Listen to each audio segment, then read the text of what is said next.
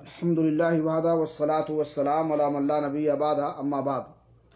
سامعین کرام، حج کا آغاز 8ویں ذی الحجہ کو ہوتا ہے، لہٰذا مکہ میں آنے والوں اور اہل مکہ کے لیے سنت یہ ہے کہ وہ غسل کریں، خوشبو لگائیں اور پھر یوم الترویہ 8ویں ذی الحجہ کو زوال آفتاب سے پہلے حج کا احرام اس جگہ سے باندھیں جہاں ٹھہرے ہوئے ہیں، اور تلبیہ اس طرح سے کہیں لبیک حجن، اور قارن اور مفرد اپنے احرام کی حالت میں اس وقت تک باقی رہیں جب تک کہ یوم النحر قربانی کے دن جمرہ عقبہ کو کنکری نہ مار لیں۔ پھر تلبیہ کہتے ہوئے زوال سے پہلے منی آئیں، اور اگر ممکن ہو تو امام کے ساتھ ظہر، عصر، مغرب، عشاء اور فجر کی نماز قصر کر کے بغیر جمع کے ادا کریں، اور اگر امام کے ساتھ پڑھنا ممکن نہ ہو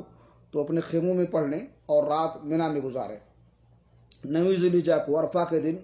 جب سورج طلوع ہو جائے تو منی سے عرفہ تلبیہ اور تکبیر کہتے ہوئے جائیں،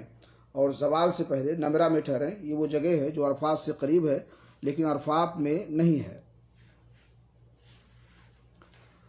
جب سورج ڈھل جائے تو حاجی عرفہ کی طرف جائے، عرفات کی مسجد کی جانب کوچ کرے جہاں امام لوگوں کو خطبہ دیتا ہے، پھر مؤذن ظہر کی نماز کے لیے اذان دے، پھر اقامت کہے، پھر امام انہیں ظہر اور عصر کی نماز جمع اور قصر کر کے پڑھائے، یعنی 2 رکعت جمع تقدیم کے ساتھ، 1 اذان اور 2 اقامت سے پڑھائے۔ اور اگر حاجی اس میں شامل نہ ہو سکے تو اپنے ٹھہرنے کی جگہ اپنے ساتھیوں کے ساتھ جمع اور قصر کر کے اسی طرح پڑھ لے۔ پھر حاجی نماز کے بعد عرفات کی طرف جائے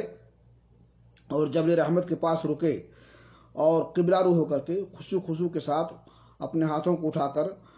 ذکر، دعا اور استغفار کرے اور تلبیہ کہے۔ سنت یہ ہے کہ وہاں